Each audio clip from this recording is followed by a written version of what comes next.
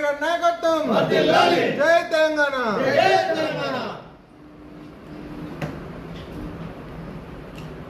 ప్రజాపాలన విజయోత్సవ సభలు చేసుకోవడం జరుగుతుంది కాంగ్రెస్ పార్టీ ముఖ్యమంత్రి రేవంత్ రెడ్డి గారు.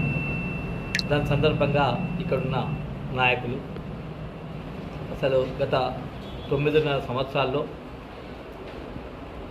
అధికారం ఉండి సుతా ప్రతిపక్షాలు ప్రెస్ మీట్ పెట్టినా కానీ అభివృద్ధే లక్ష్యంగా చేసుకుంటూ పోయిన కేటీఆర్ గారు ఈరోజు అభివృద్ధిని పక్కకు పెట్టి పాతదాన్ని మేం చేసినాం అని చెప్పుకుంటూ మేము ఒకటి చేస్తున్నామని చెప్పుకుంటూ ఒక మంత్రము మొత్తం చేసినామంటారు, మొత్తం 2 లక్షల రుణాలు మాఫీ చేసినామని అంటారు.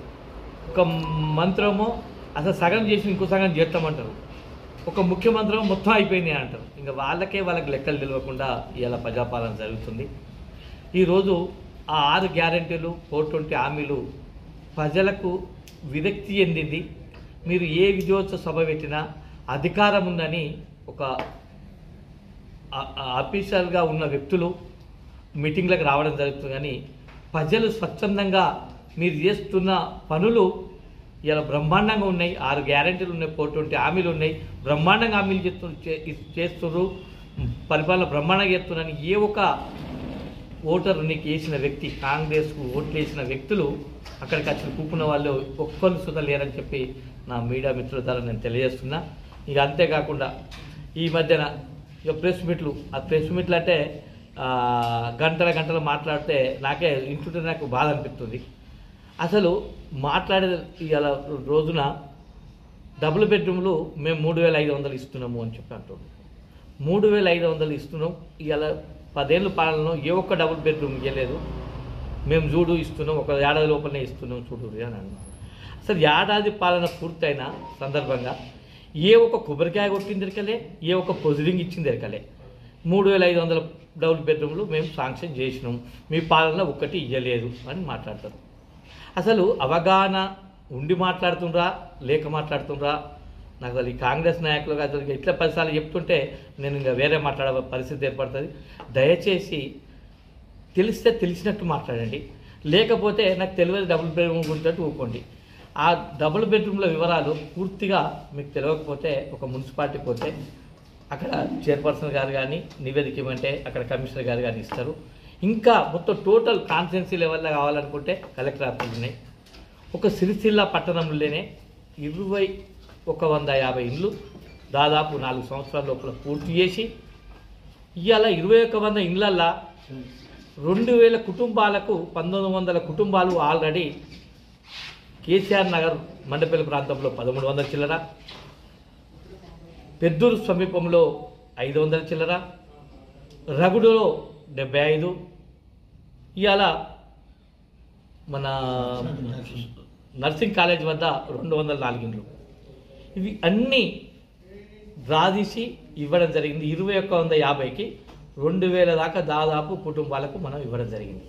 ఇంకా 800 మంది ఉంటే ఆ 800 మందికి సుధా పట్టాలు మండపల్లి మన బదనపల్లి రోడ్ నుంచి మండపల్లి పట్టాలు సుధా మార్కింగ్ చేసి పొజిటింగ్ సుధా ఇవ్వడం జరిగింది. ఇక ఇద్దామన్నా కానీ ఎవరు లేరు. కానీ మీరు ఏం చేస్తుందంటే ఆ 800 పొజిటింగ్లు క్యాన్సిల్ చేసినారు. ఇవాళ శాంతినగర్లో 100 ఇండ్లు కేటాయించడం 100 ఎస్సీలకు ఉన్నాయి. ఆ ఎస్సీలకు కేటాయించినవి కాకుండా 100 ఎగస్ట్రా ఉన్నాయని చెప్పి రాదీసి వాళ్ళకి నంబర్లు తీస్తే సుధా అధికారం ఉందని ఈరోజు వాళ్ళు పెయినోళ్లను పోలీసులతోటి లాఠీ చార్జీ చేసుకుంటా తరిమి కొడుతున్నారు. అది ఏంటిది? మళ్ళీ కేసీఆర్ గట్టిని మేము ఇస్తామని చెప్పుకున్నందుకు అయ్యింది అని నాకు ఇప్పటికీ అర్థమైతలేదు. వాస్తవానికి ఒక విలేకరుల సమక్షంలో, కౌన్సిలర్ సమక్షంలో, మీడియా ద్వారా ఇలా డ్రా తీసిన వ్యక్తి డ్రాలు 104 తీయడం జరిగింది. ఇమీడియట్లీ వాళ్ళకు 104 వాళ్ళకు ఖచ్చితంగా శాంతినామా ఇచ్చి ఇంకా డ్రా తీసి ఎలిజిబుల్ వాళ్ళు 800 మంది ఉన్నారు. అక్కడ మండపల్లి బదనపల్లి సమీపంలో రైట్ సైడ్ అసైన్ ల్యాండ్ ఉంది. దాన్ని మార్కింగ్ చేస్తుదా అప్పుడు మన మున్సిపల్ కమిషనర్ గారు చెప్పడం జరిగింది. ఖచ్చితంగా ప్లాట్లు సుధా దానికి కేటాయించడం జరిగింది.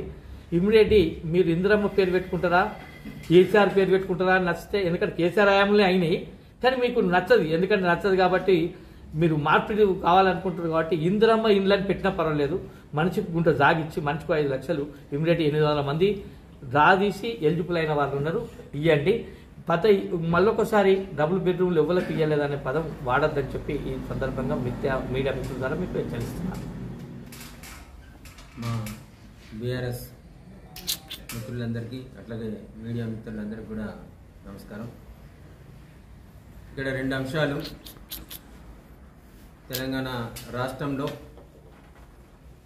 ఎన్నికలు మూసి కాంగ్రెస్ పాలన ప్రారంభమై ఏడాది అవుతుంది. ఇక్కడ ఏడాది దినం చేసుకుంటూ విజయోత్సవాలు చేసుకుంటా ఉన్నారు. ప్రతిపక్షాలను, ప్రజల పక్షాన మాట్లాడే వాళ్ళను గొంతు నొక్కి పోలీస్ స్టేషన్లలో నిర్బంధించి జైళ్లలో పెట్టి వారి అరాచకాన్ని చాటుకుంటా ఉన్నారు, వారి దౌర్జన్యాన్ని ప్రదర్శిస్తూ ఉన్నారు. ఇలా మా హుజురాబాద్ ఎమ్మెల్యే పాడి కౌశిక్ రెడ్డి తన ఫోన్ ట్యాప్ అవుతుంది, తనకు సంబంధించిన సమాచారం లీక్ అవుతుంది, ఫోన్లో సిగ్నల్స్ వస్తున్నాయి అని చెప్పేసి తన ఇంటి దగ్గర గల సమీపంలోని పోలీస్ స్టేషన్కి వెళ్ళి ఫిర్యాదు చేస్తే తన ఫిర్యాదును పట్టించుకోకపోగా ఇన్స్పెక్టర్ దుర్భాషగా వ్యవహరించడం వలన అరెస్ట్ ఎందుకు పోలీస్ స్టేషన్లో కేసు నమోదు చేయడం లేదు, నా ఫోన్ ట్యాపింగ్ వ్యవహారం కానీ అడిగితే నిలదీస్తే ఆయనను నిర్బంధించి ఇలా ఇంటికి వెళ్ళి ఒక శాసనసభ్యుడని చూడకుండా కూడా అమానవీయంగా ప్రవర్తించి ఇలా అరెస్టుకు ప్రయత్నిస్తే దాన్ని అడగడానికి వెళ్ళిన తోటి శాసనసభ్యునికి ఇబ్బంది చేస్తూ ఉన్నారు ఇలా పోలీసులు. ఇదేం పద్ధతి అని అడగడానికి పోయిన తెలంగాణ మాజీ మంత్రివర్యులు, రాష్ట్ర సాధకులు, ఉద్యమకారులు పెద్దలు హరీష్ రావు గారిని నెట్టివేస్తూ బలవంతంగా దౌర్జన్యంగా కారెక్కించుకొని పోయి అరెస్ట్ చేసి వేరే పోలీస్ స్టేషన్లో పెట్టడం, అట్లాగే మాజీ మంత్రివర్యులు, పోరాట యోధుడు జగదీష్ రెడ్డి గారిని అరెస్ట్ చేయడం, అనుచితంగా ప్రవర్తించడం. మరి ఇంత నీచాన్ని కొడుకుడుతూ ఉన్నాడు రేవంత్ రెడ్డి. నీ కోపం ఎవల మీద, నీ దౌర్జన్యం ఎవల మీద, నీ దాష్టికం ఎవల మీద? తెలంగాణ రాష్ట్రం సాధించి ఇలా తెలంగాణ నిన్న నువ్వు చెప్పినావు పెద్దపల్లి సభల, మేము ఉద్యోగాలు ఇస్తే, మీరు ఉద్యోగాలు ఇస్తే, కేసీఆర్ గారు ఉద్యోగాలు ఇస్తే ఇలా మాకు ఈ అవకాశం రాకపోతుండే, కేసీఆర్ గారు పలానా పని చేస్తే మాకు ఇలా ఈ అవకాశం రాకపోతుండే అని చెప్పేసి కేసీఆర్ గారిని అనేక సార్లు యాడ్ చేసినావు.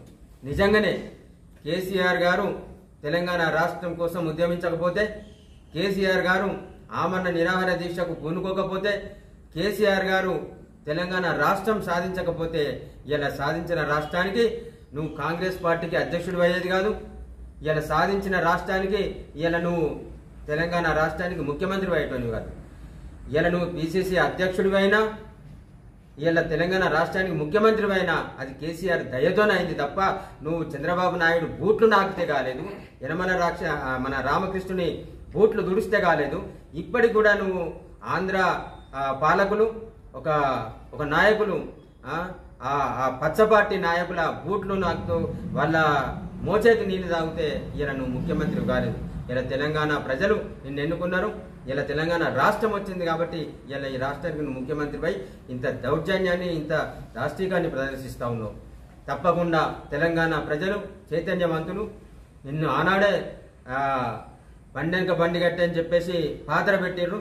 బరాబర్ నిన్ను కూడా తప్పకుండా భవిష్యత్తులో పాతరేసే రోజు వస్తుంది. ఖబర్దార్ రేవంత్ రెడ్డి.